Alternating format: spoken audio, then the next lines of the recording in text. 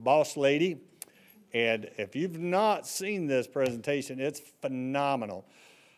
I was thinking about something I was sharing with Sis that, when Israel was entered into the promised land, God didn't give that land to the government. He gave it to the people. And you'll remember Joshua and Caleb, right? Caleb's 85. Caleb says, give me this mountain. You see, God intends for us to have that intellectual property, but our physical property also doesn't belong to the government. It belongs to us. And so that's why I was so excited to come to get introduced to this last year. And I watched one of her presentations from up north. So when the opportunity came to host it, I said, let's do it, man. Let's get this thing rolling, get a big groundswell moving, and get back ahead of DeSantis. He's kind of jumped ahead of us on this thing, and Mississippi doing the same thing, but we'll end up taking the right paths. Let's have a word of prayer, and then we'll do our pledge. Father, I want to say thank you for the time together tonight, for the opportunity to learn more. There's so many different areas. Father, you've given us stewardship over liberty, and how quickly we shuck that, we pass that off.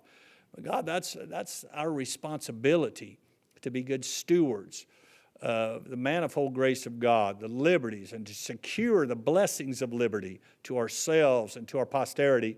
And that's what we're talking about tonight. So God, I ask for your help and your blessing in the service tonight in Jesus' name. Amen. Amen. All right, still pledge of allegiance. Hand over your heart, all righty?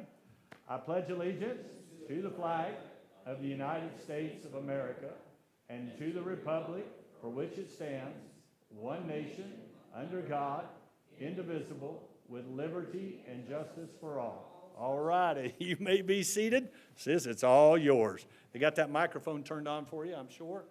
Got it there, Raj? We're going to try. The green light is on. Can you hear me now? All right. Thank you so much for giving me the opportunity to talk to you in person about this very important issue.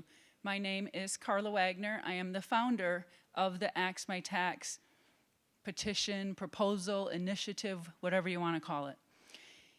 Let me explain first why it is a citizens initiative petition, because it is in the hands of us how far this goes, right?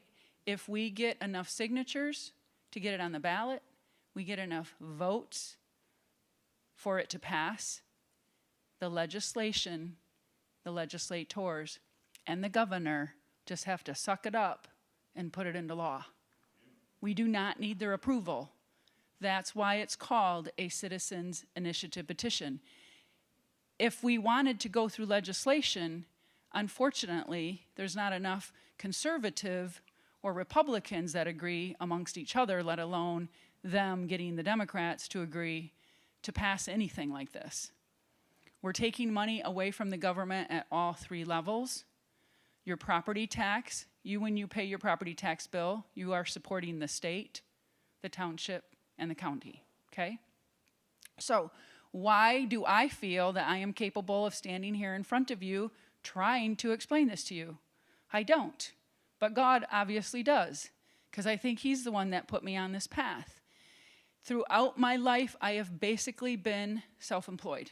I did work at a bank, so I had a securities license, which meant I could do stock trading and financial planning, which is kind of important when you think about this. I also prepared tax returns for 12 years, which kind of has its roots in some of this type of stuff as well. I had, I have a real estate license, so I know a lot about property taxes and real estate transfer tax. I have a builder's license, so I've done development, construction, those kind of things. A lot of numbers, a lot of budgets, numbers, and a lot of property tax. I currently own a little restaurant, which was decimated during COVID. We're recovering, takes a little while, but again, property taxes are factored into the food that you buy from me, right? I have a little retail store that's connected to that restaurant. So I'm retail, restaurant, real estate, builder. I was a fully uniformed volunteer deputy with Kent County. I helped them revive their mounted unit. So that was another thing that I've done. My life has been all about numbers, but I've never been satisfied in anything.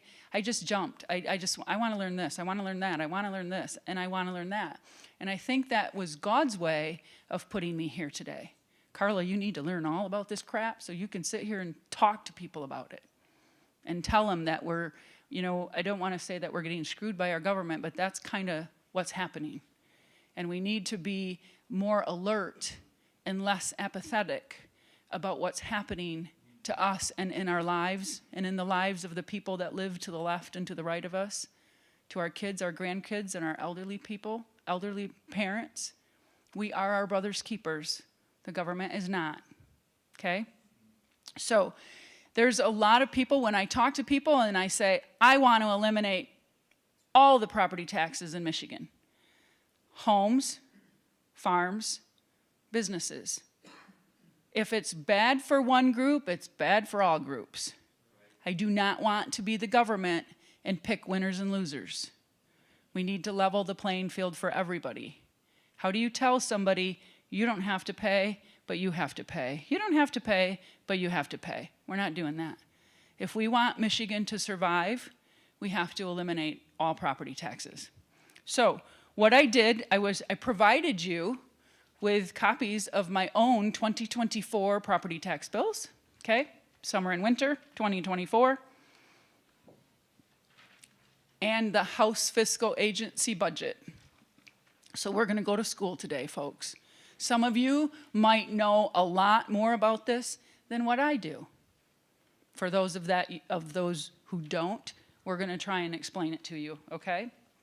So, as I said, this is the House Fiscal Agency poster. This one is dated December 2024. These are the 2023 budget numbers that the government in Lansing puts out, okay? I always like to use Lansing's numbers because then I feel like if they ever come back and say, well, you said this, you said that. Yep, I got it right off here, right off your poster, okay? So we are going to start by looking at the summer bill. That's $5,450. I live in Kent County. I live in Cannon Township. So I'm going to refer to that a lot because that is where I live and that is where these bills pertain to, okay? I want to talk first about what are people afraid of when I say I want to eliminate property tax? They go, what's going to happen to the schools? So we're going to deal with that one first, okay? This is easier than what you think. I want you to look at the second line item from the bottom. What does it say? State education tax. State education tax. Everybody pays 6 mils, okay? Everybody pays 6 mils. I want you to look at your budget poster. This side of your budget poster is the income that the state has coming in. Revenue, state income tax, sales tax, alcohol, marijuana, tobacco tax, lottery, real estate transfer tax. And if you look at the third bucket, the third largest bucket, kind of towards the bottom of the page, what does it say? The one under sales tax, what does it say? State education, bingo, we got a winner. State education tax here, state education tax there, right? Here it is on your property tax bill. This is the only money the state of Michigan gets from your property tax bill. Remember I said we're going to talk about 3 levels of government. This is the state. We're going to get this one done and out of the way right away.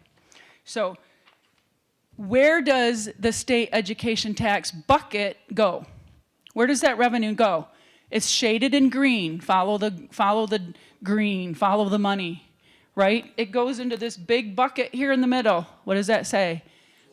It should say public school aid bucket, but they just say school aid bucket. How big is that bucket? How many dollars? 20 billion. That's billions. We're talking billions. Public school aid bucket has $20 billion in it. What is the state education tax bucket? How big is that bucket? 2.7 billion. 2.7 billion. Wait a minute. Are the schools going to close if we get rid of the state's property tax, the state education tax? Well, you know what? The bucket is $20 billion. Only 2.7 of it comes from the property tax off your property tax bill. Where does the other 17.3 billion come from? All these other taxes you pay. All of these revenues that are shaded in green, anything that is shaded in green goes to the school aid bucket. So corporate business tax, state income tax, sales tax, the lottery, right? The real estate, whatever. All of these that are in green are funding the state education tax bucket. This bucket is where the money comes from that the state divvies down to every school based on attendance. Who shows up on counting day, right? This is the money that educates your kids, folks. This is the money that educates your kids. When you're worried about, oh my gosh, it's for the kids, you have to vote yes on a millage, it's for the kids. No, it's not. This bucket. And if we eliminate the state education tax, there's still $17.3 billion other dollars that are funding this. Now, enrollment in public schools has dropped by 15%. Here's the drop. Here's where we're dropping. The red line here, the red line is where we're dropping. Attendance, 15%. The blue lines are how many schools we're building. Attendance is dropping, schools we're building. Okay? Think about that. Think about the fact that our admin costs in our schools have gone up by 73%. Admin does not educate your kids. Why do you think our schools are failing? We have so many, we have fourth graders that can't read. They get pushed up to eighth grade. They still can't read. They go to 12th grade. They still can't read. In the state of Michigan, we have a young lady who is suing her school district because they graduated her and she can't read. And now she's having a problem getting into college. Okay? This is what is happening. We need to be thinking about that.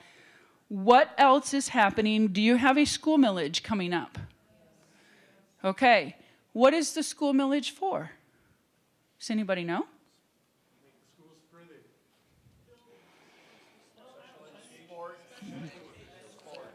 Okay.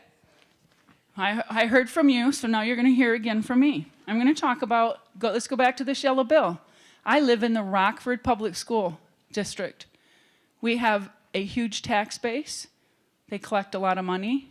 These top four millages here are for Rockford Public Schools. Rockford Public School operating. You're exempt. This is my homestead. So if you look at your property tax bill, you should be exempt from your local schools operating. Why? Because they stick it to the businesses. My business is paying 18 mills for Rockford Public School operating.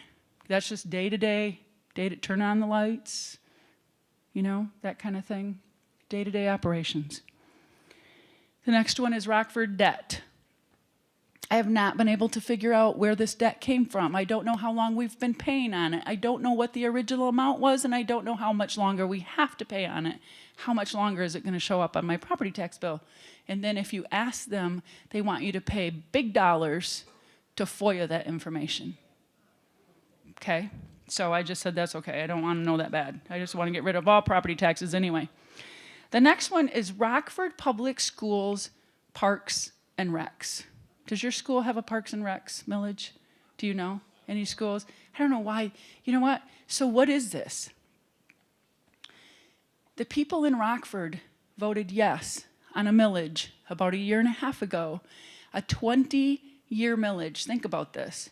A 20-year millage for Parks and Recs, playground equipment and football fields. Our tax base is such that they will make $2.5 million the first year. And every year as our property values go up, right, they get more money. You build 100 new homes in the community, you add a few new businesses. Their tax base gets bigger, your property taxes go up, their revenue for playground and football fields goes up, and somebody loses their home over a playground, over a slide, over a merry-go-round, because $2.5 million a year? We have 8 elementary schools in Rockford that have playground equipment on them. Are we going to spend $2.5 million a year replacing those, or are we going to wait and replace them when they're broke? Why do they need $2.5 million to just keep throwing it into a bucket, waiting for the swing chain to break? Can't we fix the swing when it breaks? You know what? Why do people lose their homes? Why do people go into foreclosure? Do you think it's because they don't know how to manage their finances? Or do you think it's that we can no longer afford the government spending? Right? I think that's more the case. I talk about elderly parents, elderly seniors. We have people in our communities that cannot afford, even though they've lived in their current residence for a long time, and the property taxes started out down here, right? Because they've lived there so long. And over many years, it creeps up, and it creeps up. The last couple of cycles, it's gone up the full 5% that Headley allows. We have to be thankful that we had the Headley Amendment, because it has saved us. A lot of other states, most states do not have it. We have it here in Michigan. But as those property values go up, their taxes are going up. I like to talk about my mom and dad. My dad they will be 88 and 89 in May. My dad started working in 1957. Think about that. He started working in 1957. He retired 25 years ago. What do you think his pension looks like? Not a lot. And he was a farmer. My mom was a stay-at-home farm wife. She has a little tiny bit of Social Security. I've told people my new slogan, as harsh as it seems to be, is going to be lose your spouse, lose your house. Because that's what's happening. You have someone, one of the spouses passes away, the other person cannot afford their property taxes and all of their other living expenses on a pension and Social Security that's not keeping up with the rate of inflation. Or the fact that we all go out and vote on a new millage. And we just added a whole bunch more dollars to those poor people. My mom and dad, for the longest time, had to pay for an ice hockey rink. I don't think they ever played ice hockey ever in their life, unless it's a secret I didn't know about. But that is what is happening to people. We are losing our seniors. They are losing an option. Where do they go? Where are they going to go? Number one, if they go into foreclosure. A lot of people at that age, they're very ashamed, and they don't understand that after they've paid off their entire house, and they're so proud of the fact that they've done that, they don't understand that anyone, especially the government, could come in and just take it away. As a real estate agent, I've had to help some people through that process. It's an ugly, ugly, heart-wrenching experience to go through, because you can do nothing to save them. And what you can do is try to make it easier and help them understand it. But I'll tell you what, this is what happens when people go into foreclosure. They wipe out their savings, trying to save their home. And then they max out their credit cards, trying to save their home. And then they ask all their friends and their family to borrow money, or their kids, to try and save their home. And they still lose it. So they've lost everything. Their savings, now they're in credit card debt. They go into not only into foreclosure, but now into bankruptcy. Where are they going to go? You can't borrow money on pension and Social Security. No bank is going to lend you money to buy another house. No landlord in their right mind would let you into one of their rentals, because you have proved to them that you're not capable of managing your money. So where do they go? Where do they end up? We are making so many homeless people, and we don't take care of them. And if we do take care of them, that's another tax. That's another cost on the rest of us, right? $37,000 to $64,000 a year for homeless, just for some of the services that they are able to tap into, places they are able to go, what the state affords them or gives to them, all because we took them out of their house. Because they're paying for services on these property tax bills that they don't vote yes on. They don't use. My mom and dad are housebound. They just canceled their long-term life insurance. It's either pay that or keep a roof over their house. They fill their propane tanks up 1/3, that heats the house, 1/3 or a half at a time. Can't afford to fill it up all at once. So what are people going to do? Young people, I have not been able to sell a house to people younger than 35 in 5 years. Why is that? Because of property tax. They know how much money, they know how much house they can afford. Hey, I make 60, my wife makes 50, we make 110 between the two of us, we can buy a $175,000 house, we got this amount down, and our interest rate is gonna be this, and this is what our payment's going to be on that bank loan. But every time the assessor comes out, that wonderful person, whenever he comes out and he raises the assessment on your house, guess what? Not only do your taxes go up, but your insurance goes up. And I have people contacting me and they're like, Carla, my mortgage went up by $300. I'm like, no, wasn't your mortgage. Wasn't your mortgage. The mortgage is what you owe the bank. What went up was your insurance and your property tax. Do you know how many young people, since the bank started forcing you to escrow your tax dollars? Why do they do that? Do you know why they did that? Because a government tax lien supersedes a bank's mortgage. Meaning, if you stop paying, the government's going to get your house first instead of the bank. So the bank's going to make darn sure that you're paying your property taxes, which is why you have to pay it to them, include it in your mortgage, and pay it to them every month.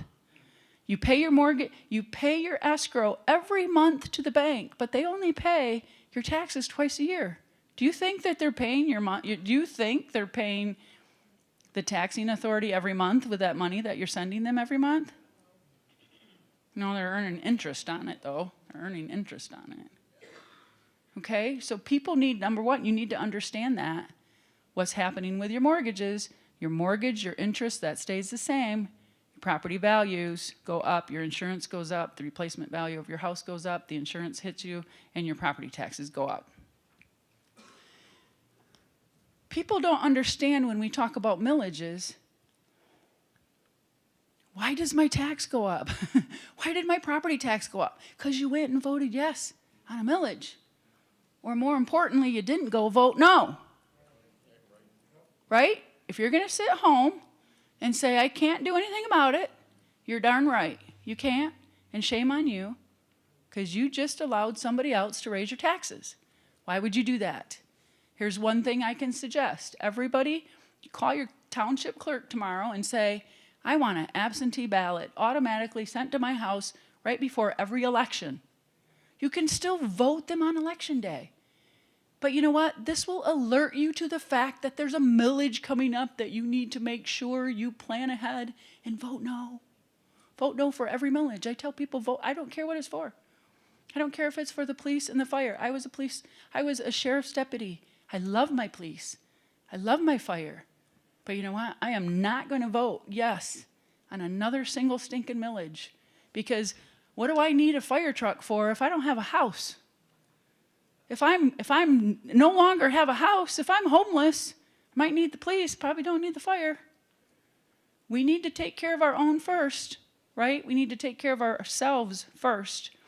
So we're talking about the parks and recs. We talked about that. We said, $2.5 million a year for 20 years. They're going to, replace playground equipment, whatever. The next one is building and site, Rockford Public School building and site. Now, don't you think playground equipment would fit under that millage? If it's the site means the grounds, right? Plowing the snow, mowing the lawn, maintenance. Why doesn't football fields and playground equipment? No, let's have a separate millage, right? Let's have a separate millage. Tax, let's call them a tax. I don't like to call millages sound too kind, doesn't it? Tax sounds worse. Grand Rapids Community College. Who remembers when Governor Whitmer came out and said community colleges were going to be free to all? It's not free to me. It's right here on my property tax bill. I was going to be facetious and send in my payment to Cannon Township minus that amount, because I was going to say, I know you guys sent the bills out before she made that statement, so I just went ahead and took the amount off here when I sent it in.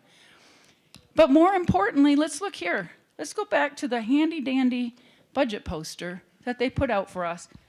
Go way over here to this far side, okay? This side right here, the biggest green bucket. What's the little tiny green bucket right atop, right above it? What does it say? Yeah, whoa, what? Oh, wait a minute. I thought it said community college here. Here, they're double dipping. That's not allowed in accounting. What they're doing is all of these tax dollars that are shaded in green over here go through the public school aid fund and then go through to the end user, which is the community colleges. We're already funding the community colleges through all of these other dollars, and then they put themselves on here, which tells me that they don't know how to budget. So they're asking for more money. Kent ISD, Kent Intermediate School District, millage, if you go and look again here, in this bucket right here under school aid fund, it will talk about at-risk programs and early childhood. So again, we are already paying for those programs through these other tax dollars. They're asking for more money. They're asking for more money when we already pay them through the state, okay? My Kent County operating millage on here, this is my sheriff's department. This is my county clerk where I go to vote. This is my county road commission. I agree, I will pay for those services. I don't really want to pay for them based on my property tax, not at the risk of losing my home if I can't afford them, right? Valued, why should they be valued on my house? And not as a person, right? Because it doesn't matter if you live in a $200,000 house or a $500,000 house. The police are going to come for either of you, right? The fire truck's going to come for either of you. Does it matter? Why should it matter? It shouldn't matter. So let's do it differently than what it is on here. But let's talk about, of that $5,400 bill, only $1,000 of it is what I would deem essential services. Essential services. Life and death, right? What is our government supposed to do? Provide essential services, provide us protection, and the right to liberty and ownership. This admin fee down here at the bottom, see where it says 0? Okay? The state allows every township, when they do these property tax bills, the state allows them to charge up to 1% of the tax bill, okay? So I would have paid another $54 on this bill. But I went to my supervisor and I said, Steve, you charging me money to take money away from me. You're charging me to take money away from me. I said, that's like pouring salt in my wounds. And he kind of sat there and he kind of thought about it. And he was getting ready to be reelected. And he goes, you know what, Carla? You're kind of right. So he wiped it out for everybody in Cannon Township. We no longer pay that admin fee. And he made the decision like that.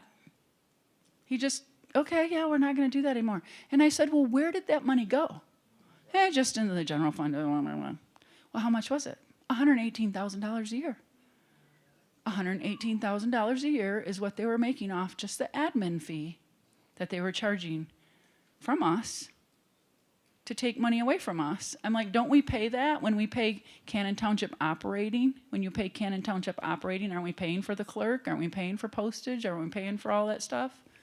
Right? But they were getting another $118,000.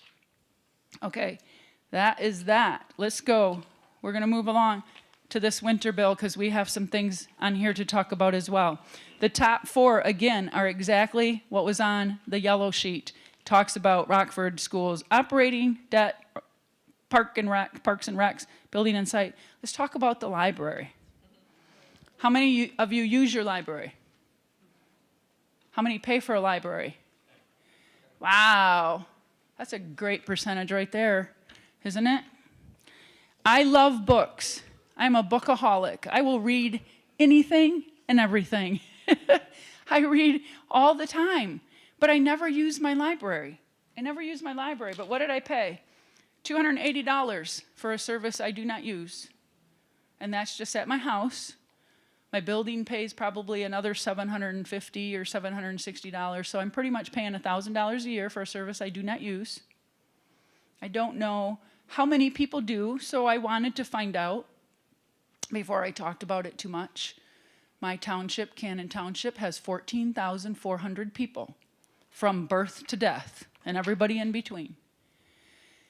Last year, the property tax payers in my township spent $1,048,000 to use the library in the town over. Okay, $1,048,000. The property taxpayers in Cannon Township paid to use the library in the city of Rockford.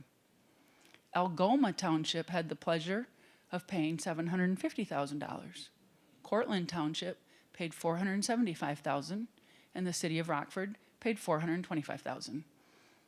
So if you do old math, not new math, old math, that's about $2.1 million that the Kent District Library Consortium received from 3 townships and 1 city to use 1 library. Kent County does not own any libraries. They just provide a service. They're just providing a service. I called the director of the Kent District Library and I said, "Can you tell me how many people in Cannon Township use the library?" Nope. Couldn't tell me that. What he could tell me was how many times a card was swiped to check things out. I said, okay, 2,200.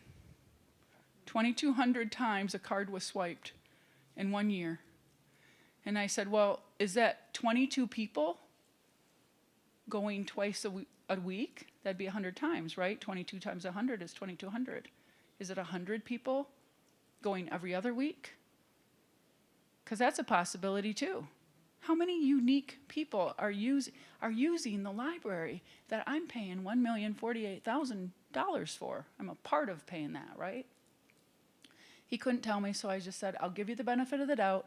I'll use the number 2,200 because it's the highest number. But when I divided $1,048,000 by 2,200, I still ended up figuring out that the property tax payers in Cannon Township were spending about $460 per swipe. Per swipe. Think about that.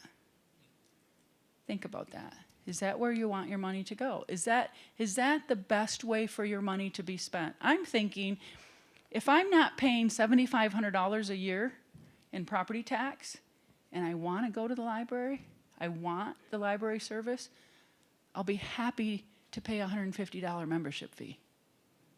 Because I'm not paying $7,500 in property tax, and I want to go to the library, I'll buy a card. Just like you buy a gym membership, right? We have to think better about where this money's going. The people in Cannon Township, the people in Kent County got rooked over again. Because, what did they say? KDL came out, Kent District Library came out a year ago and said, we're going to lower the millage because we want a 15-year millage. They wanted us to approve a 15-year millage, and they knew that people were starting to get riled up. And they said, we'll lower the millage. We'll lower the millage. They lowered it by 10%. Woohoo! 1.24 was the millage. So now it dropped down to 1.12. Big deal. Do you think they lost any money? No, because our property values went like this. They made more money with a lesser millage, okay? Don't believe these. These shiny little postcards, I blew this one up so you could see it. This is just shiny propaganda. This is what they're telling you. And oh, by the way, let's go one step further, and I'll really upset you. When you pay that millage, when you vote yes on that millage, thinking now that you're going to provide library services for all of the wonderful people in your township, The Kent County Land Bank Authority and the Brownfield Development Authorities of the cities of Granville, Kentwood, Rockford, and Walker in Wyoming also get a chunk of that money. Did they disclose that to you? Not until you went there and voted and you saw it on the ballot and you've already made up your mind to vote yes on the millage for the library. And then you go, what the heck are those places? Why do they get a chunk of that money? Right? People ask me, Carla, what's a land bank? A land bank is the very entity that's going to take your house when it goes into foreclosure because you can't afford the library millage. See how that works? See how that works? Anybody mad yet? You want me to keep going? I'm just trying to explain to you where your money is going when you vote on these millages and why we need to rethink. We need to rethink our spending. We need to rethink how we're going to vote on these millages. Okay, I'm going to skip the jail. We need a jail. Seniors, veterans, and childhood development. Seniors, veterans, and early childhood development. Didn't I say that early childhood development was already on here, right? But what really upsets me, again, look at these cute little kids. Propaganda. Look at these cute little kids. How could you not vote yes? How could you not vote yes for these cute? I like that. All right. Here's the poster they send out. Not this big, of course, smaller. But here's the poster that they send out. And when we pass that early childhood development millage, even though we're already paying for it through our state education tax, there's 31 downtown development authorities that are attached to that millage. I'm not going to read them all off to you. I could if you want me to, but there's 31. 31. Here's the actual proposal. Here's the actual, when you go, it says Kent County Ready by 5 early childhood millage. Here's the millage, what they're asking for. They listed the 31 downtown development authorities that are attached to that millage. So you think you're giving to the little kids. Cute little kids. Nope, you're funding downtown development authorities as well. 31 of them. 31 of them. Oh, but let's go one step further. Because you're seniors, which my mom and dad are. I'm a senior. A lot of people are seniors. And we think about them. I just told you how horrific their lives are becoming with the burden of property tax and whatever. And what about our vets? You know, I have a son-in-law who's 100% disabled vet, Army vet. We love our veterans. We love our parents. We love these little kids. But I do not want to fund 31 downtown development authorities because those same 31 DDAs are attached to my seniors, my veterans, and their early childhood development. Why don't they have a millage of their own? Because nobody would vote for it. So they put it on the heartstring millage, right? They put it on a millage that they know you will vote for, the warm and fuzzy ones. And then they attach themselves to it. And downtown development authorities, they do all kinds of things. They put bike racks in front of buildings downtown. They put potted flowers on the streets. I'm sure they do good stuff. Don't attach yourself to my millages and don't put it on my property tax bill. Because a lot of these areas I have nothing to do with. I have nothing to do with these areas that have the brownfield developments or the DDAs. Doesn't affect me. Why am I paying for it? So, we also have a zoo and a museum, okay? I haven't been to the zoo since 3rd grade. They shoved us on a bus and brought us there. Haven't been there since. I grew up on a farm. I like my farm animals. But I have to pay for it. But when you go to the zoo and the museum, you pay for it. You pay admission. You pay admission. Who's with me? Let's go to the Grand Rapids Museum. I'll take my property tax bill, and let's go see if we can get in free. Because we've already paid, right? I'm sure I could get a couple of you in for free. That's what we need to start doing. I want to do it to Rockford on the night of homecoming. Because I pay over $20,000 to Rockford Public Schools between my home and my business. I could fill that stadium. with all of you, 500 of my closest friends. Let's go to the Rockford homecoming game and fill the seats, because we've already paid, right? Have we not already paid? Let's see, we talked about childhood development. Here's my Cannon Township operating expense, which is running the elections for us, a place to go to get building permits, all of that kind of stuff. Cannon Township Fire, they're on here too. They're my two essentials that I see on here. People ask about the schools because they're concerned about the schools. How many of you sent your kids to public school? A few. How many sent your kids to Christian school, private school? How many homeschooled? Okay, all right, there we go. See? I'm still trying to find this answer, and maybe somebody can help me. My 5 grandkids go to Christian school. My son says, Mom, I don't need any help. I don't want anybody's money. It is a choice I made to send my kids to Christian school. But he says, I sure would like to not have to pay for public schools, right? And if you homeschool your kids, if you're homeschooling your kids, why? And I've heard from homeschool parents that say the public schools won't even allow you to use the public school services. Well, then tell them I don't want to pay for them then. Get them off my property tax bill. If I don't have access to them, why am I paying for them? Why do the public schools need so much money when the Christian schools operate on tuition and donation? And the home schools operate on the patience of the parents.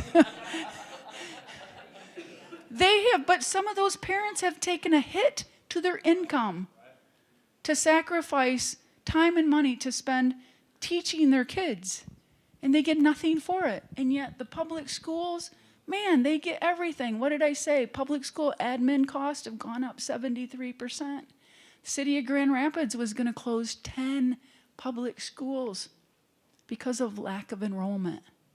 There's a school up in Sand Lake. How much did we pay for these schools? $28 million? You remember that? Bonds? Bond proposals, millage? $28 million? $44 million? $48 million?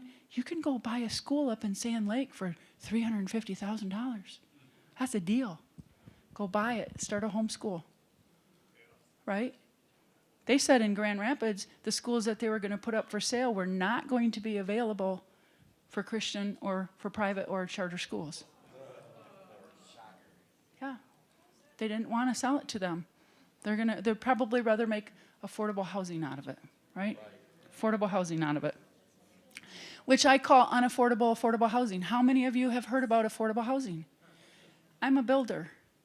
I'm a real estate agent. John's a real estate agent. He's probably heard about them too. This is what's happening. Every county across the state of Michigan is being told you need 14,000 units of affordable housing. Kent County needs 47,000. Another city needs this many, and you need this many. No, you don't. You just need to make our houses affordable. You need to make existing homes affordable by getting rid of property taxes, because I had to go down to Lansing. I'm on the state board. I go to Lansing. My own state rep, Brian Postumus, he was the guest speaker. He stood up there in front of a room full of builders going, there's so much money. There's so much money to give to you as builders and developers to build affordable housing because we need it. We need it. And I could listen to him. I said, Carla, be nice. Carla, be nice. Carla, be nice. Because Brian and I have butted heads for 4.5, almost 5 years. We just butt heads all the time. And I just kept saying, just sit down and shut up, Carla. Just stay seated. And I couldn't any longer. Because he was telling us, where do you think this money comes from to build affordable housing? The government has no money unless you give it to them. So they are taxing you out of your single family home to build unaffordable, affordable, multifamily units. You're trading private ownership for multifamily. I think about the Holocaust. I think about the Jews, and I think about how they were taken out of their houses. They were taken out of their single-family homes and put into the ghettos. That's what we're doing. You understand that, right? That is what they're doing. They're going to tax you out of private ownership and force you into multi-levels where they're going to control everything you do. I don't like to say that, but we see it happening already. They call it the 15-minute cities, whatever. But you don't even have to go into that. Look at the moratoriums that they're putting on land. If you own a piece of property and you're too far away from public water and public sewer, we're not going to let you develop that. Oh, but we'll buy it.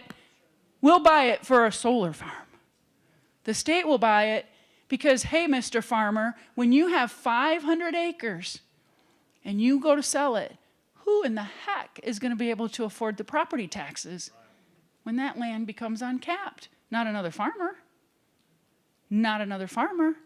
Not a developer, because they're going to tell that developer, you can't develop this land, even if it's the best sand money can buy, and you could put septic and wells, they're going to say no, because you're not close enough to public water and sewer, and it costs an arm and a leg to get it there.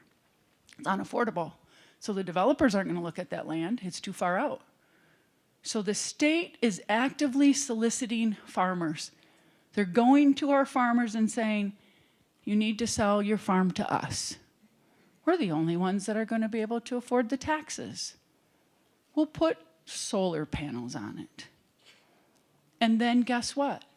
They will pay very little, if any, property tax. Why? Because it's a government, or it's a government subsidy, right? Government subsidized corporation that's doing it. So they're scaring the farmers into saying property taxes are going to be the death of you. Yeah, we know that. Oh, and by the way, we're going to buy your farm, and then we're not going to pay taxes. Nice. Frito-Lay. Frito-Lay came out recently and said, we have a lot of potato farmers here in Michigan. Frito-Lay came out and said, we don't really want to buy potatoes that are grown in an area too close to those solar farms. Why? Because of the chemicals that leach into the ground. Look at how many people, they're telling you that you can put goats underneath those solar panels. Oh, the goats, because they'll eat the weeds and this and that and whatever else, and you can milk the goats. I don't want to drink that milk. If they don't want to eat the potatoes, why do we want to drink the milk, right? We need our farmers. We need our farmers, but how do we keep them farming when property taxes are so high? We can't. So what are we going to do? We have to eliminate property taxes for everybody. Businesses. I talk about businesses and people go, oh, good grief, Carla, we're so sick of those corporations. They get this and they get that. Yeah, you're right. They do. It's called corporate favoritism. But I'm thinking about the 900,000 small businesses registered in the state of Michigan. That's who I'm thinking about. Because those small business owners, they build your community. You need their services in your community. You want them there, and they're invested there. When they have a small business in your community, maybe they go to the church in your community, their kids go to school in their community, they become a township supervisor, they become the Little League coach. They're the ones that donate money to put their name on the team's shirts, right? Without them, the community dies. You have no services. They are getting hit so hard, not only by property taxes, that they have no vote for. All of you can raise my property taxes at my business, and I only have a vote as a homeowner. So I'm a sitting duck. Please stop hating on your small businesses. You know what these school superintendents like to say? Hey, Mr. Homeowner, it's not going to affect you. Mr. Homeowner, this 18 mills 18 mills, it's not going to affect you because it's your home. It's only going to affect this nasty man because he dares to own a business. He dares to be a landlord. He dares to have a commercial building. Just stick it to him. It won't hurt you. Oh, yes, it will. Because when he can't afford the property taxes anymore, he's going to leave. And he's going to take his jobs with him and his service in the community. He's going to take that. Do you know what has happened? I don't care what news you listen to. It's a bunch of crap. Michigan is failing. We are failing. We have lost so many businesses out of Michigan. We have lost so many people. Think about it. What did I say? School attendance has dropped by 15%. Do you think it's because all of those kids are being homeschooled or going to Christian school? Half of them are because their families moved out of town, moved out of state. Businesses are moving out of state. If you compare that budget poster that you have, that is 2023 numbers, to the one that they just came out, guess what? Our revenue numbers are down. Why do you think Governor Whitmer is raising taxes? She wants to raise taxes on everything because she's got to make up for the lost revenue. When you want to make more money, you don't raise prices, you put things on sale. We need to put Michigan on sale. We need to eliminate property taxes, stop paying corporations billions of dollars to come here, and then what do? We forgive them property tax. Goshen, everybody knows about Goshen. Goshen got $750 million in 30 years of no property tax. You know what's going to happen at the end of 30 years? They're going to pack up and move because they're not going to pay property tax. The plant down in Marshall, Michigan, we gave them a check. We all signed a check for $1 billion. $1 billion of your hard-earned tax dollars. $1 billion, and then we forgave them $772 million. $772 million of property tax. They will not pay. Paper plant in Escanaba received $250 million. They're owned by the Swedish. It's a Swedish paper plant. We gave them $250 million. They will never pay 1 penny to the state of Michigan in property tax. What about the businesses that built Michigan? What about the Michigan bred and built businesses? Why don't we all get that deal? Why don't we all get that deal? Obviously, Governor Whitmer thinks property taxes aren't that important because she's just giving them away after she pays people billions of dollars to come here. Let's just open the doors and say, there's no property tax. We wouldn't have to pay anybody. They would come. And when they came, they would bring people with them. And guess what's going to happen? Our corporate business tax bucket's going to explode. Our state income tax bucket is going to fill up and overflow. Our sales tax bucket, when people got money to spend, is going to go up, right? That's what we need. We need to stir our economy, not by taxing the crap out of us. We're the hardworking people. Why do we want to pay toll roads? Michigan, toll roads? Michigan is on the way to nowhere. Who's going to pay toll roads? The people just trying to get to work to pay their taxes. We're the only ones that are going to be paying by the mile or through the toll roads. These things are not, folks, we need to get a lot smarter because we're electing the wrong people. There are nice township people. There are nice county commissioners. There are nice politicians in Lansing. I just haven't found them yet. No, I'm just kidding. They are there. They are there, and they've been very helpful. But the thing is that seriously, we're like the janitors hiring the CEOs, right? Because when you go and look at someone's qualifications for an office, what are you thinking in your head that you want them to know? I know. You know what? I've gotten really smart in the last 5 years, smarter than what I've ever been, because I've had to waste all of my time and energy figuring this stuff out. Now, if I can't go to Lansing and talk to somebody about this stuff, they're not getting my vote. Because this is why we are in the situation that we're in. Because we're electing people because they're nice, or because they're nice looking, or because they're your neighbor, or they're your nephew. And we don't ask them the hard questions. Have you ever balanced your checkbook? Do you pick up a penny on the ground? That's what I want to know. I pick up every penny I see.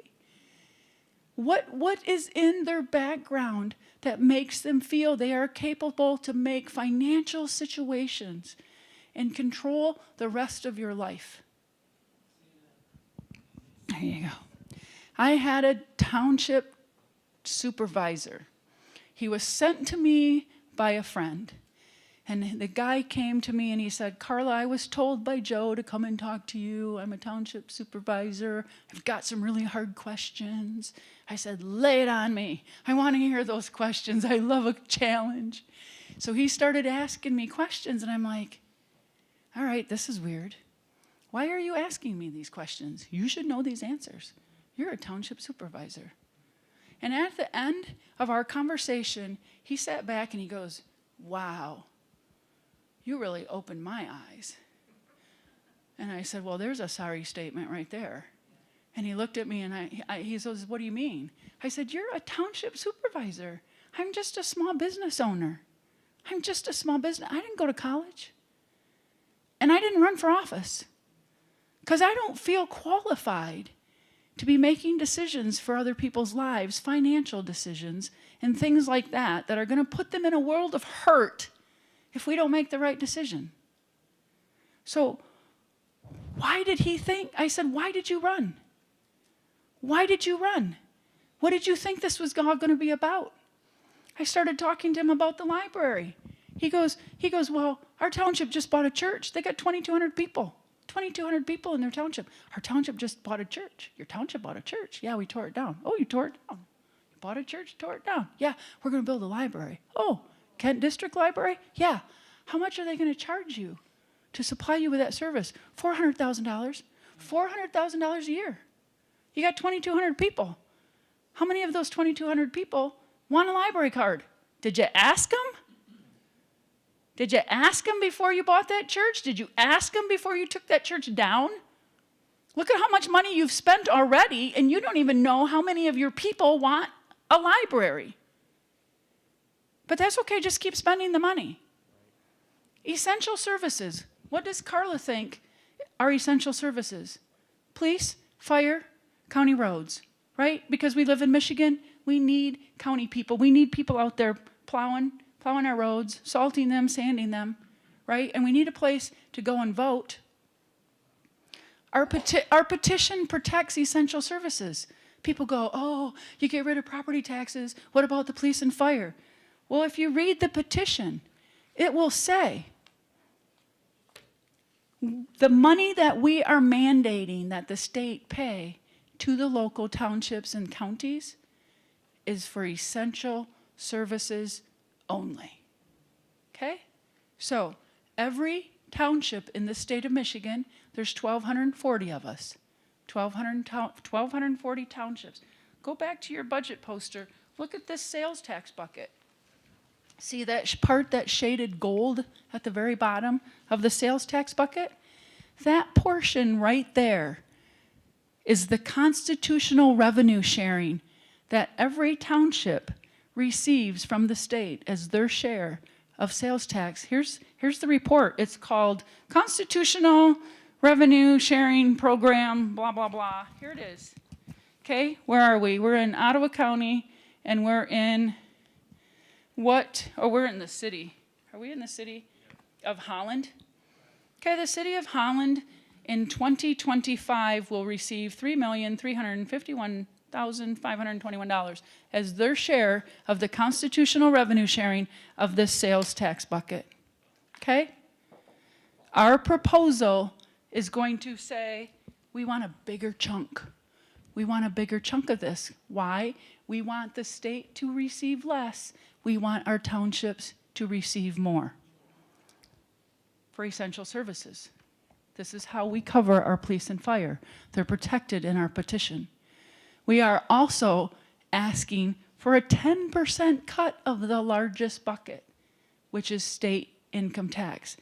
Our petition requires that it has become constitutionally mandatory that the state share a 10% cut of that to the townships and the counties.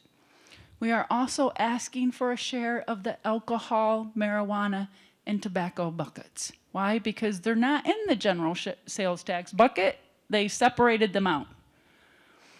So when we look at the money that we want to provide for essential services, it's there.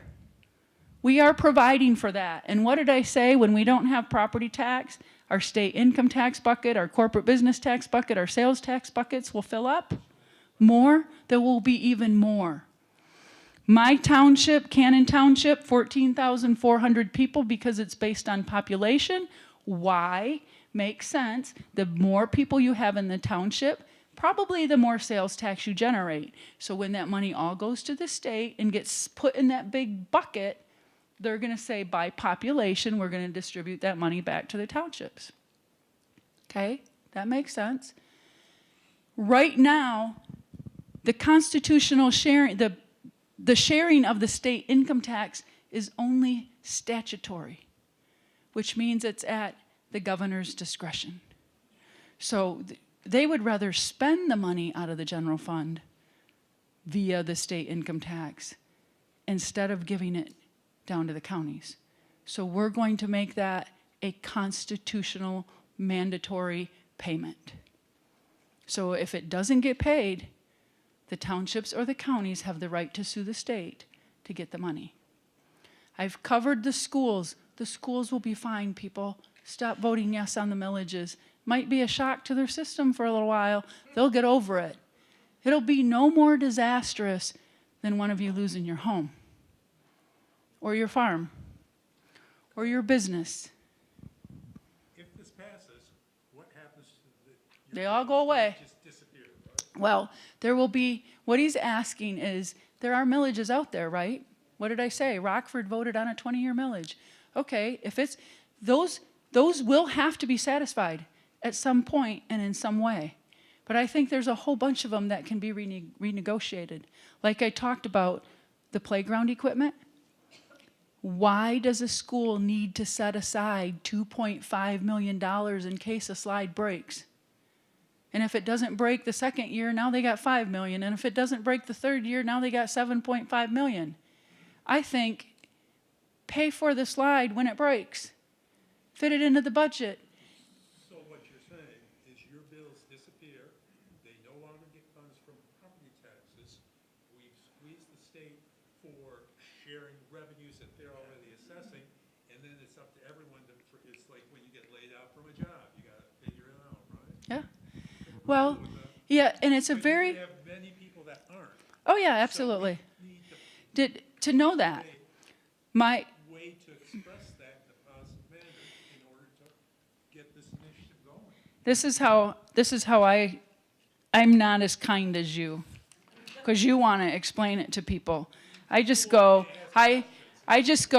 yeah, Are relatively well educated. Yeah. And they're kind people, and they like giving my money away. I gotta find some way to give them a reason. well, if they're so kind, why do they want to tax somebody out of their house?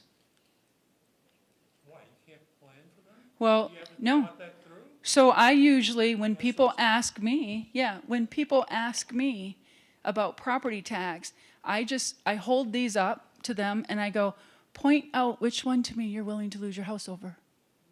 Which one? Is there one? Is there a millage on here? Is there a millage on here? You want to lose your house? Point out to me which one of these millages you're willing to lose your house over. Is there one on there? Do you want to lose your house? Over which millage? The library. Show me the book in the library that's worth somebody losing their home. Is there one in there? Monkey at the zoo? You want to lose your house over the monkey at the zoo? I don't. I want to maintain my property because if I have no property, I have nothing. People talk about Second Amendment rights. Okay? They can't, Second Amendment rights. But if the government owns the building that you live in, they might just say, yeah, we really don't want you to have guns there. right? I've gone into Section 8 housing. I've gone into low-income housing when I was with the Sheriff's Department. That was one of the first things, depending on what the call was. If it was a domestic, you go, is there any weapons here? We need to know that. Is there any weapons? Can't be in here. Okay? What's going to happen when we no longer own private property? Are you going to be able to have a garden to grow food for yourself? Are you going to be able to have a second job, like small engine repair or raise goats to make milk or soap? No. No. Where are you going to do that? They're going to put you all in some place where they're going to monitor how much heat, how much cold weather, how much air conditioning you get, how much heat you get, how much money you get. And this is where you live. And then we're going to push, what do you think the whole EV thing was all about, folks? EV? EV, charging station here, charging station there. You don't need to drive up north to go to your cabin because you won't have a cabin anymore. You only need to go 15 minutes away.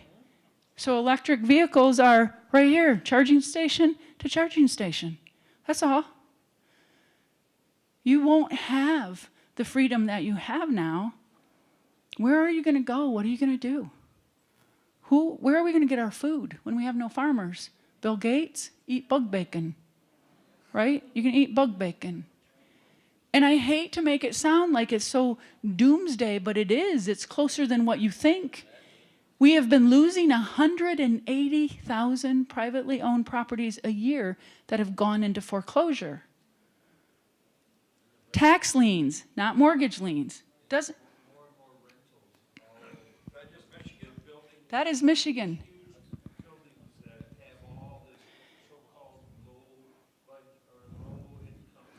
Let me tell you about that.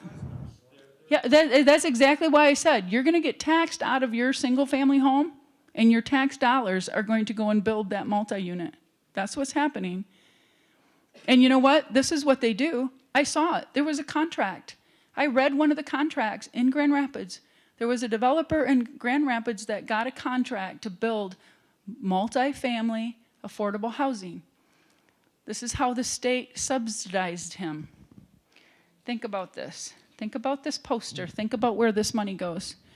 They told him that of all of the workers that were going to work on that project, that he had to withhold state income tax from, he didn't have to send that income tax withholding into the state. That was to help subsidize the builder. Okay? So that state income tax never made it here to this bucket. Never got pushed out to where it needed to go. They were also told in the contract, all of the material that you buy and spend 6% sales tax, pay 6% sales tax, you don't have to pay that. These are the deals. You think we have a governor she's not playing above board. That's why she's paying money to businesses to come here and then for giving them property tax. She's subsidizing all of this work with money, with our tax dollars. And then she says, oh, you don't have to put the sales tax here. You don't have to put the state income tax here. We'll just tell the taxpayers we need more money. That's called crony capitalism. Yeah, don't you think? Here's where your money's going at the state level. $500,000 for a hip-hop academy in Detroit. $1 million. This is your state taxpayer dollars. $1 million for a splash pad in Ann Arbor. $2 million for a third curling facility in Grand Traverse. $1 million for an equestrian center in Detroit. Are y'all going to go there and use these things? Because you're paying for them with your tax dollars. And then they tell you that they don't have enough money for essential services. $500,000 for an electric boat charging station. $200 million for that Swedish. An electric boat, I never thought electric and water mixed, but obviously they're trying to tell us something. $20 million for Greektown development, that's in Detroit. $1.5 million for Parks and Recs in Warren. $6 million for City of Detroit Recreation. This is just a partial list, people. This is where your tax dollars are going, and then they tell you that they don't have enough money for the kids. Or they don't have enough money to protect your home with police and fire.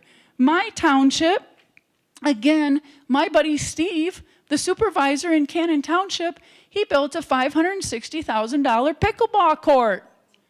And then the next spring said, we need a fire millage because the fire guys need a new truck.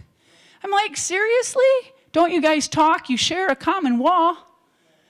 There's a they're in a brick building. The township's on this side of the wall. The fire station's on this side of the wall. You guys don't talk. That $560,000 couldn't have gone for the fire truck, so we wouldn't have had another millage. These people do not think. They know all of this. They know that we're the chumps, and they're scamming us. I mean, I don't want to be a chump anymore. well, that's basically what you've been labeled. Yeah. You've spoken to them, I've spoken to them, they kind of smile, and, well, yeah. I don't want to be a chump anymore. I do. Online, boy, I wish I could remember this, and I'll try to get it to you. But on YouTube, a real estate guy who has basically a mathematical statistical genius. He's talking about the property value situation happening in Texas. Mitch Wexler. Mitch Wexler. Okay, this particular podcast, everybody should see it, because what's going on here, the combination of this representation of our property values, Mm-hmm. combination of graph and greed, and how it is that they're utilizing and manipulating the people for taxation with those printed little papers that you got. And it is all basically showing a graph that is parabolic. And he's saying we are beyond the parabolic growth of it. There's no coming back. And what they're essentially doing is siphoning wealth right out of the United States. Oh, absolutely. Yeah. And the mathematical proof of it is incredible. You're finding it exactly like he was talking about the rental facilities going down, people losing their businesses, properties going down, and the aged losing their homes, and the aged not having a place to live. This is a really fascinating thing to listen to, when you get a chance to look at it. I don't know. I've talked to those people. Mitch Wexler, the guy in Texas he has a lawsuit. But you know what? And I think it's great because he's done a ton of research. It's absolutely phenomenal. We can't afford to tie this up in court, folks. We can't afford to tie it up in court. That's what they want to do. We have the power in our hands to make a change. November 26th, get it on the ballot and go and vote. Bam, they got to put it into law. Question for you. So trying to get it, how to articulate that to other folks, when folks are concerned, let's say the big three, fire, water, infrastructure, or roads. They say, well, if you don't take that out of property tax, how are you going to fund that? The answer to that is income tax. Constitutional revenue sharing Constitutional revenue sharing. of the state income tax, the sales tax, the alcohol, marijuana, and tobacco tax. That's a portion of it. Hmm. But you know what? My township is still able to sell building permits. My township is still able to sell HVAC permits and plumbing permits, and they still have income from that. They still sell cell towers. But you know what? Here's the thing. I want them to think about, let's get creative. How can you do this? Just because I'm a business owner and I don't want to pay property tax based on an assumed or an assessed value that that's their opinion, right? That's their opinion. But here the thing is, I do want fire protection. If I'm a 2-alarm fire because my building is 10,000 square feet, charge me $1,000 a year for fire, charge me $1,000 a year for police, I'll be the first one in line to pay that. Because right now I'm paying $33,000. $4,700 of it is essential services. The rest of it goes to schools, libraries, zoos, museums, and whatever else. I can't take my business there. I would rather hire 2 more people, because 2 more people generates more state income tax, generates more sales tax. When the people prosper, the state will prosper. When the state has all the money, we all lose big time. We're losing big time. Yes? Quick story. Several years ago, the house next to me sold, and I was keeping an eye on the values in my subdivision. 40-house is a small subdivision, which is low to medium income homes, right? And this house had been listed for $179,000. It sold for $219,000. What happened is the buyers wrapped consumer debt into their loan. So I went,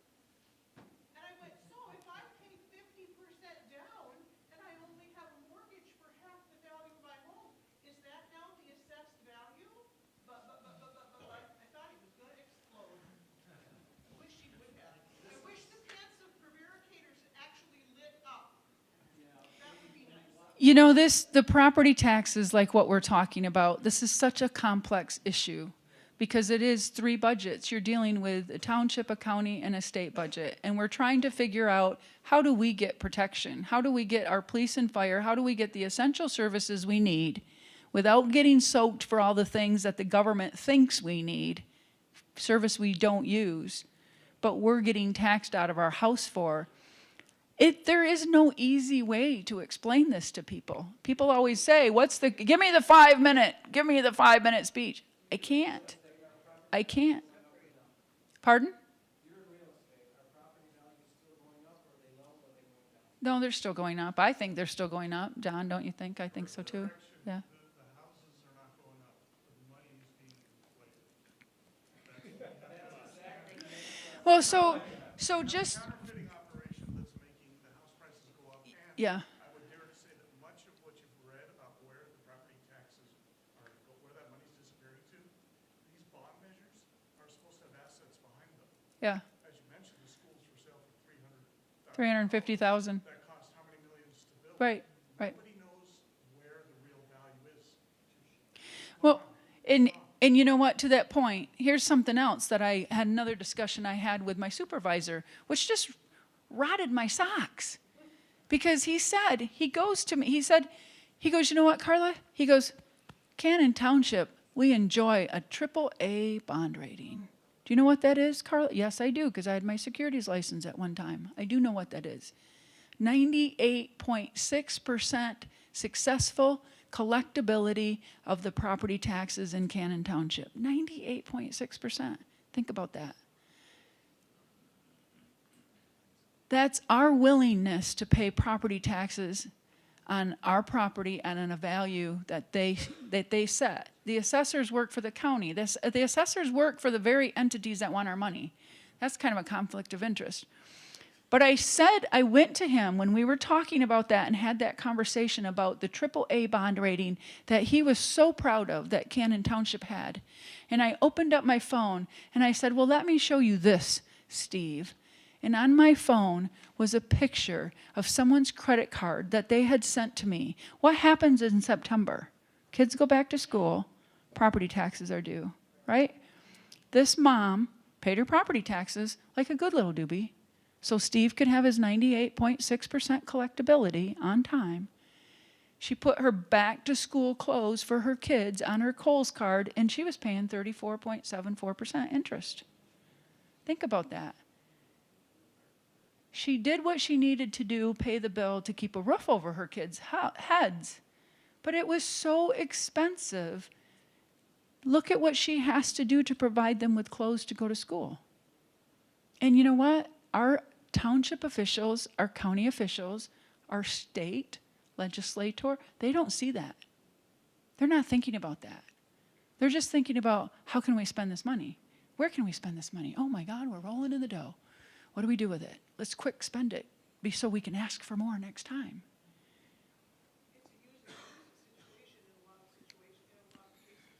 I think a lot of these these millages, these taxes should be paid by consumption. If you go to the zoo, pay. If you go to the library, buy a membership, right? That gets half of them off your bill right there. The other thing that you need to do is go and vote no on every single stinking millage. You have the ability, but you got to get everybody to do it. You can't just say this small group of people are going to go out there and vote no. No, you have to get other people involved. Make a statement. Make a stand. Start telling them, no more of your bull crap. We're not doing it anymore. People asked me about these millages, and I said, look, every time you go to a voting booth and you say yes to a millage, think about it this way. You have just signed an imaginary contract with that taxing authority. You said, go ahead and spend the money. I'll back it up with my house. Isn't that what you just did? You said, go ahead and spend the money. I'll back it up with my payment. I'll back it up with my property. You are letting them collateralize your house for their spending. And they have no idea what they're spending. I'm a builder. I'm in construction. I can look at a window and go, yeah, it's going to cost $600 to replace that window. You go to a school board, they think it's a deal if you charge them $6,000 because they know nothing. And they're making those decisions. It's not their money. They don't care. And it's only a little. How much have you heard? Oh, if your house is valued at $100,000, it's only going to be $7 a month more. Nobody's house is worth that anymore. Multiply that by 3. Multiply that by 3. And then you know what? Next year they're going to add another millage. Okay, they're saying this is only going to cost you $7 a month more. Okay, but next year we're going to add another millage, and that one's only going to cost you $14 more. And then the next year. I looked at this. I made a post in Facebook because the biggest thing I get hit with is it's for the kids, Carla. You have to vote yes on the millages. It's for the kids, the school millages. And I finally I couldn't take it anymore. I said, folks, parents, if you love your kids so much that you are tempted to vote yes on a school millage, a 30-year school millage, think about how much debt you are saddling them with. You are making home ownership unaffordable for those kids that you love so much. What do you think our educational program would inform their students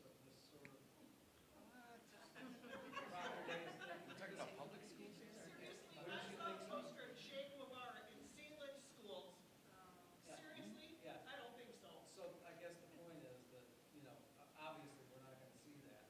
And the point Wexler was trying to get at, he's trying to expose the situation legally, exactly like you said. But I think it's still an awareness that needs to happen because this is fraud. It's Oh, absolutely. level especially with the appraisers on the property values. You can't say, what's the budget this year, Don? Well, it's about $3.5 million for our community. Oh, we are $3 million last year. How many houses do we have?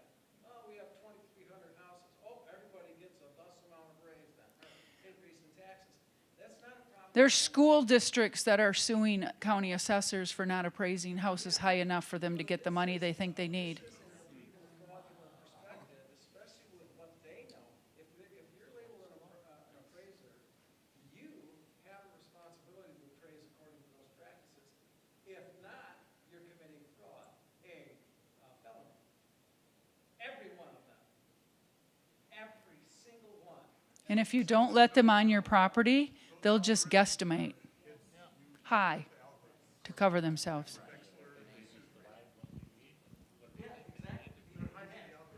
Yes, sir.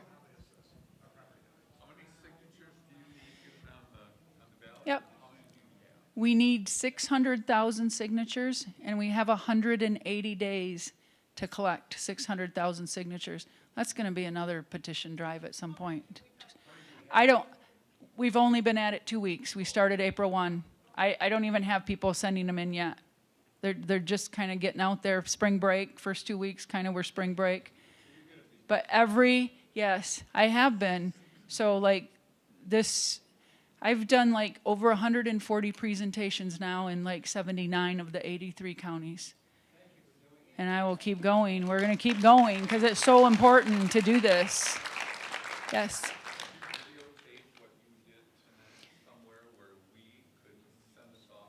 He said that. He said they did, and there is one on our website. There's another one that I've done. I've written some little blog articles. I do a lot on Facebook. Facebook, it's AxMITax on the road. So I pop on there all the time, especially when I get hit with a bunch of questions. I'm like, I've answered these questions before, but I will answer them again because it's very important. It is. I understand that it is difficult to understand. But I don't think it's difficult to understand that our number one goal is to save our property, because without that, we have nothing. And we not only have to save our own property, but we have to save the state of Michigan, because we have a World Economic Forum headquarters in Detroit. They've identified how many cities as 15-minute cities.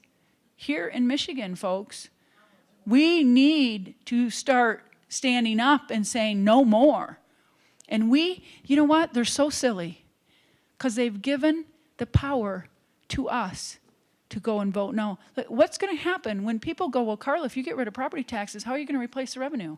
I don't know. When we go and vote no on your library millage, how are you going to replace the revenue? Somebody tell me.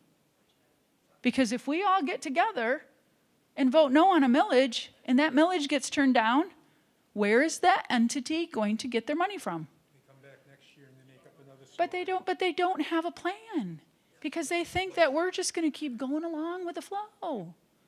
They think we're just going to keep letting them tax us to death and that we're going to, hey, if we don't pass it this time, we'll pass it next time. We just need to keep saying no. That is how we send a message.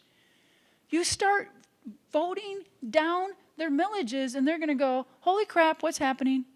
What's going on? Why didn't our school millage pass? What's happened? Let's check the voting machines. Right? They're going to, but that is what we can do that. We can do that.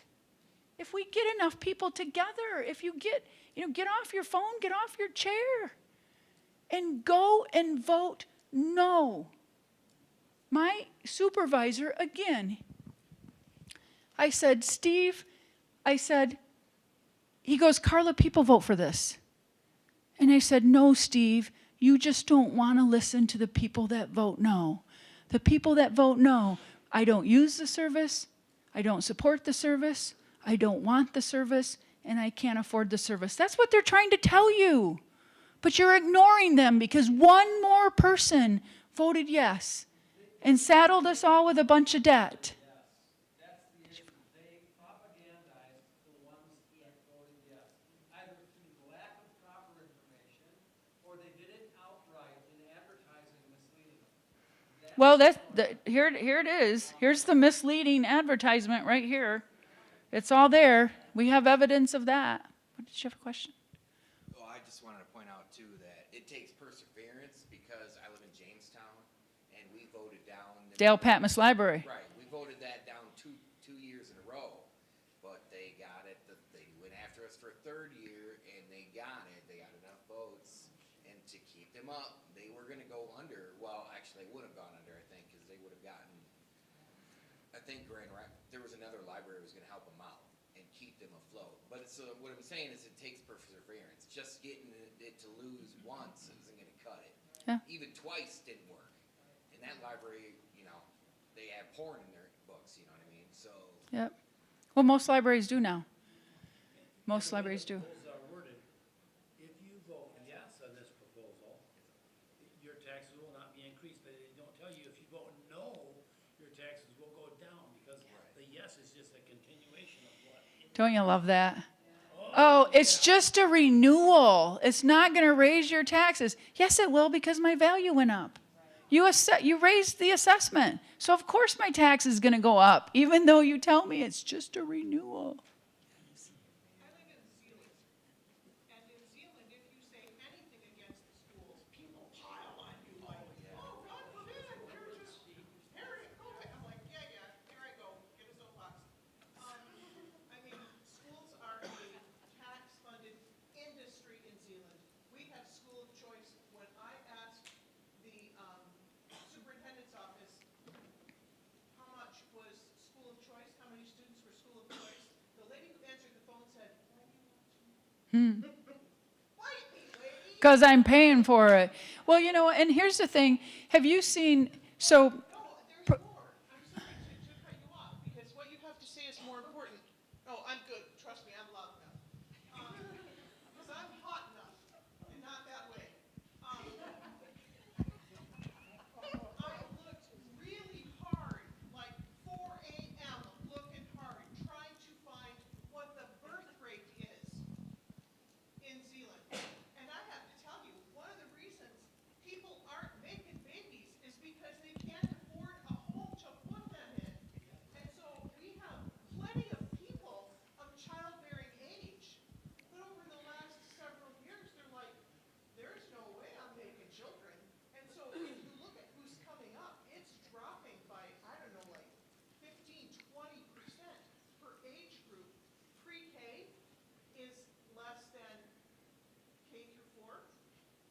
less than 5 through 9, or 5 through 8, is way less than who's in high school.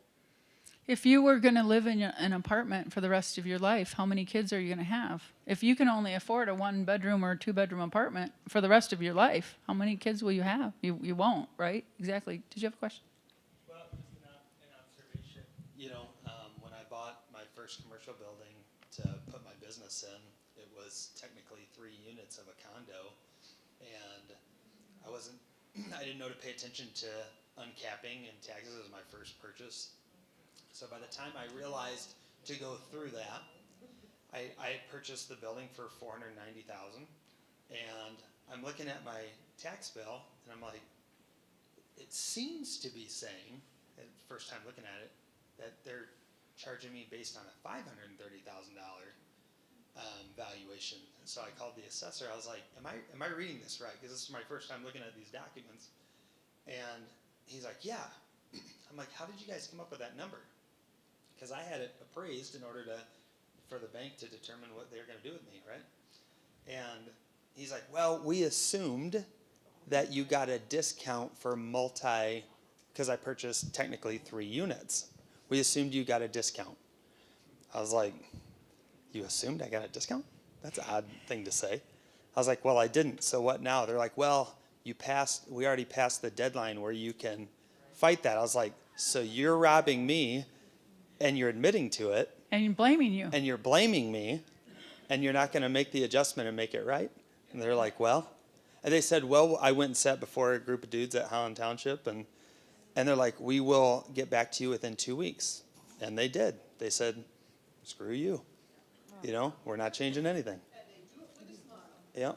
So, well, I guess the reason I say that is, you know, I think we assume that the competence level of the people we vote in, and I think we have too little of evaluation of our own competence if we'll slow down and go through these documents and take the time to gain an understanding. I think all of us in this room are fully capable of understanding what you have taken the time to learn and articulate tonight. We all are tracking with you. So I think that speaks to the competence level of the people in the room. Yeah. You know, do people understand that? I think there's something that, do you realize, like, if this gentleman owns a house today and he's paying $4,000 in property tax and he sells it to her tomorrow, the very same house, because he's owned it for 10 years and she's paying more, the township or the county is going to almost double the amount of taxes on the exact same house just the next day because it changes ownership. So what do they do with all that extra money? Because it's like, how many houses turn over in your community in a year? In a year, and they're just, did you, Minnesota, do you know what Minnesota said? Minnesota actually came out, I couldn't even believe that I read this article. Minnesota said, they came out and said, we have to keep property taxes high because it forces the elderly people out of their family home and it allows the turnover and it allows the young people making way more money to be able to buy that house and provide more property tax revenue for the townships and the counties. That's exactly what they said. They're not even hiding it. It was very blatant and in your face. That's exactly what they said. Okay, couple thoughts too, in addition to that. But regarding the things that you were talking about and the competence level of people, if you get a chance to slow down, which I 100% agree with, because every time I've ever slowed down and taken some time to look at stuff, and the information you find on the internet is absolutely incredible and also very dangerous. But in reality, I think the bureaucracy most likely and almost always will fail and fall on the immoral side of reason. Every time it will do that. And I don't know if we actually want to give these people the credibility of saying, okay, they just don't know, they don't know their job well, they're not really very smart. This is graft, this is greed, it's manipulation, and it's at its highest levels right now. Somebody else, they call it crony capitalism, however you want to say it. You had mentioned before small businesses, and I was thinking about the excellent job you've done and the fact that it is such a wonderful thing that we're here at a church and we're talking about this right now, that a church venue has allowed itself to be a part of the community, exposing something which I would say is falling on the moral side of an issue with reason, okay? The best place to find people and get them exposed is in larger numbers, but to try to do it with one person to a next in Western Michigan, when most people are very close to the chest based on how they were raised and everything else, is a really difficult thing to do. You're going to find better answers if you find churches that are willing to do what it is that Lighthouse has done here. And I think if you also find businesses that have people that talk to people, real estate, your real estate entities all over the place can be given out a card about what it is that you want to do. Hey, you need to learn about these property taxes if you're interested in houses. You guys have influence that's almost instantly there. How about people that own restaurants and they talk to people? They have conservative people come in all the time and they understand what business is like. I own a business. I own Pipe Monster Plumbing. I tell you, I talk with people all the time. I see them all the time. And you were 100% right. People should be utilizing their small businesses in their area. Find out if somebody is private equity. They're not small business in your area. They came and bought out somebody's small business in your area, and they're just there to make the buck, and they're gouging you with high prices. But find out who the ones are inbred in the community that are there, that know and love people and are part of it. And then talk to them about it, and then they can let them, by word of mouth, hit a lot more people than just one at a time by us coming here and getting angry about it and talking about your neighbor, talking it with your neighbor. Yeah, we're way beyond, I mean, thank you, but we have county captains in pretty much 78 of the counties now. So we're getting county captains, co-captains, circulators. We have petitions in as many counties as we can. I am the only one that does the full-blown presentation like this, but like I said, we have it on the website. We put articles out. I've been on podcast, radio stations, whatever. You know, so we are getting the information out there. People are finding it. We're finding people. It's spreading by word of mouth, which in this case I think is one of the better ways to do it, because when you try to talk to the masses, there's too many questions, they don't understand it. But if you talk to her, she believes you. You are believed by him. You're believed by them. That is the best way to do that, because you know what? I'm not a politician. I don't want to be a politician. But it took people a while to go, who the heck is this crazy lady trying to talk about eliminating property tax? But you know what? Governor DeSantis, he's talking about it. President Trump is talking about it. Governor DeSantis came out and said, I want to eliminate property tax, and then he took a huge, giant step back. Why? Because he could do it at the state level. Remember when I said the state only receives $2.7 billion? That's what Ron DeSantis was thinking about. He was thinking that we could eliminate this portion. He said, I'll eliminate property tax, but he was only looking at the tiny little bit that the state level government was getting. So when his counties hounded him and said, you can't do that, we're going to fall flat on our face if you take all of the county money away, he really backstepped. Now he's down to, I'll give each family about $1,000 credit. That's a slap in the face. I'm sorry, keep your money, because I'm still going to lose my home. This is what happened. I will tell you, and we need to talk about this. You will hear gubernatorial candidates this cycle. They're going to talk about the elimination of income tax. No, we don't want that. And I have told some of them, that's the dumbest thing I've ever heard. Why? Because it doesn't save your home. How much income tax do seniors pay? How much income tax do seniors pay? Very little. So eliminating state income tax after we just talked about how horrible property taxes are for seniors, Why would you eliminate state income tax? Because you know what's going to happen? The shift. Look at your budget poster. Income tax revenue is the largest bucket. You're going to eliminate that without any repercussions? They're going to come after your property tax even harder. More of us will lose our property because they're going to say, we got to get that money somewhere. It's going to get dumped on the property tax owners. Income tax is tied to prosperity. You pay it when you're making money. I always used to say, I don't have a problem paying income tax. It means I'm making money. And it's proportionate to how much you make. If you make $100,000, you're going to pay $4,250 in sales tax. I'm paying $7,500 in property tax. And property taxes take my home. State income tax does not. State income tax, the elimination of state income tax is not going to help young people afford a house. It's the property taxes they're burdened with. State income tax is not the answer. It has to be property tax.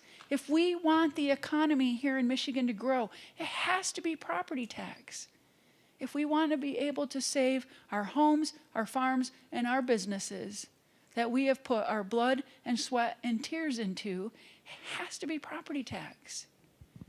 So Go to affordable housing. Sell it that way. it's the road to making our homes affordable. I don't want affordable housing. I want my home to be affordable so that we can hang on to it. Talking about affordable housing, I also hold a builder's license on a construction company here in town, but, the book, the building code gets larger. The larger it gets, the more expensive it is to produce a home, right? So the same people, and Governor Snyder took the code enforcement or the code promulgation out of the hands of a group of industry leaders and builders in the state and handed it over to a bureaucracy of people that aren't impacted by their decisions, right? So they, of course, are going to make the book bigger. Cost of building a home goes up, and then those same people that are whining about affordable housing that cause the house to be unaffordable to build now subsidize with our money. And who do they subsidize to? Builders that have the infrastructure within their business to handle the bureaucratic paperwork, and they have the administrative team to be able to handle that. So they're monopolizing now. Yeah, the businesses and squishing, pushing out the little guys and making the big guys bigger and making the little guys unable to participate in the process rather than just shrink the book. What was COVID? It was just a test. It was just a test. Shrink. Look, you know what? I was deemed non-essential. I couldn't sell houses. I couldn't build houses. I couldn't develop a piece of property. I had a guy sitting on a dozer on 34 vacant acres, and somebody narked on him, and the cops came and kicked him off. I couldn't have my restaurant open. I couldn't have my store open. I was non-essential, but my property taxes were essential to the state, to the township, to the county. They wanted that, right? But COVID was a test. Because what did they do? They shut down all the small businesses and kept the big box stores open. Why did the liquor store stay open? Why did the liquor store stay open? Because that's where the state gets a big chunk of their money from selling liquor. Because you could buy smokes at the gas station. Why did the liquor store have to stay open? Because that was where they were getting so much of their money that the gas stations were open, the liquor stores were open, the party stores were open, because that's where the state was getting their money. But all of the rest of us, we were shut down. We were closed. We had landlords. I had landlords that had bought rentals because that's their retirement. If you're self-employed, you don't have a pension. So you buy some rentals and say, that's going to be my residual income, right? Do you know how hard it is when the governor told renters, you don't have to pay rent, but you have to pay your property tax. 3 times she line vetoed a bill that allowed landlords to pay property taxes over time without penalty and interest. 3 times. Why?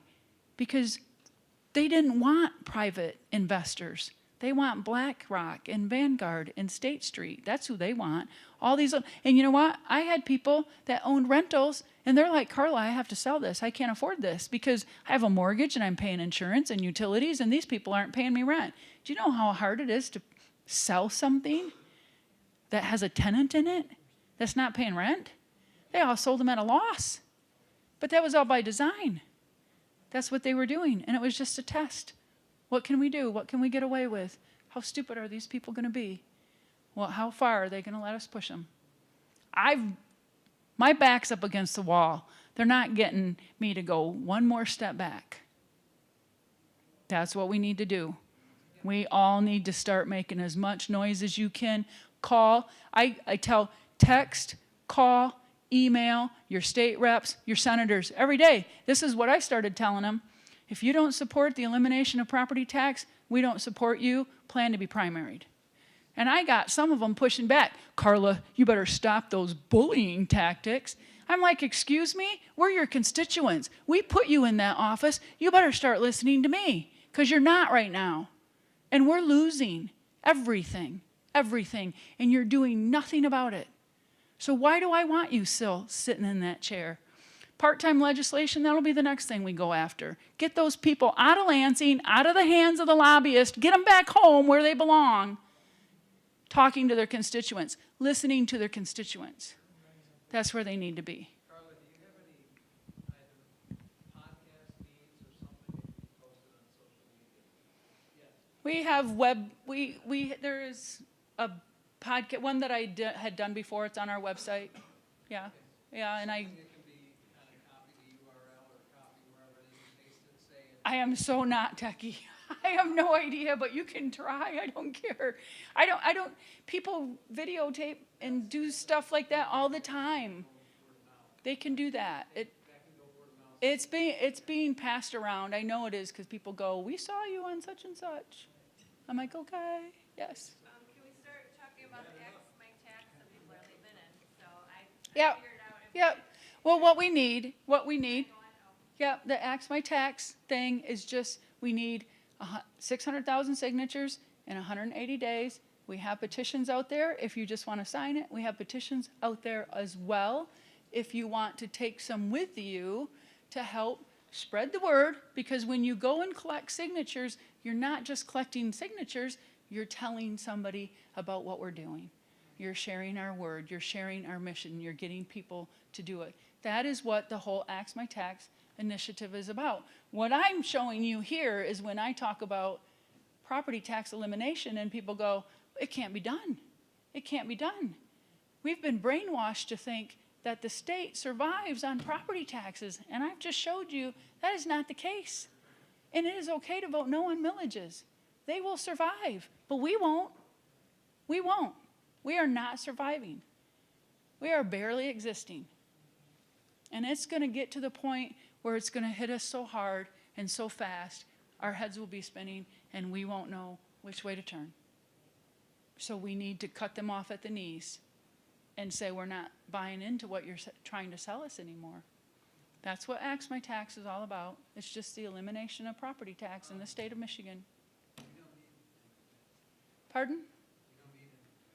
No, but I want to get rid of property tax first. Because if we don't, The point I'm getting at is they basically printed more money than all the income tax in the entire United States. So essentially when you do that, you don't need the tax, they printed it. What did they do with collected taxes? Well, you heard Doge. They've used the money for the purposes of whatever they really wanted to, and that's where your taxes went. The printed tax paid for the government, and then it just got fed straight through again.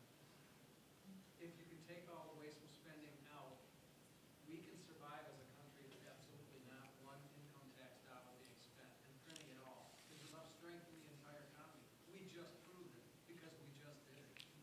The problem is that all that waste and fraud and everything else and abuse that's going on in our government, which matches maybe even more than what was printed.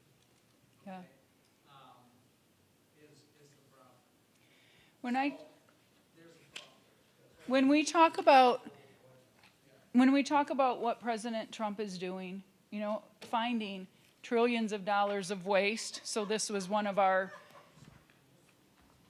federal trillions of dollars of waste, state billions of dollars of waste, county millions of dollars of waste, townships hundreds of thousands of dollars of waste.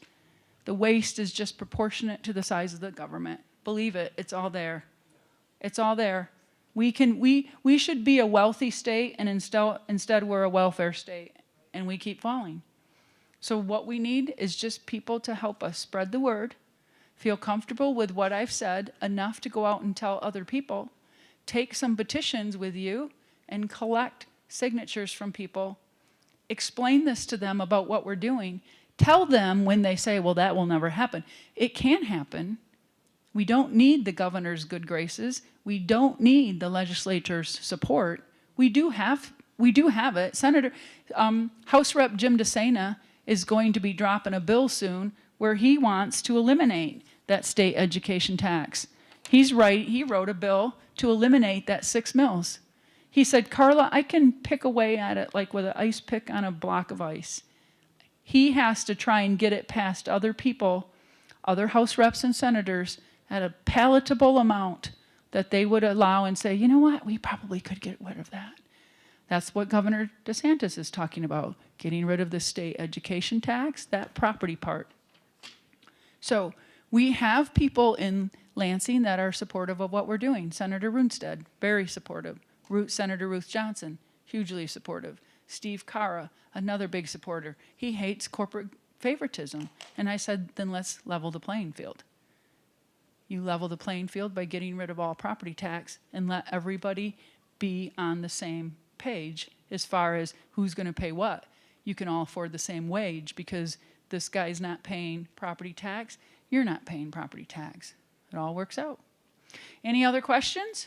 Yeah, supposing conservative congressman, have you had any chance to explain, like, for example, what's Eisenhower feel about it? I don't know, I haven't talked to him.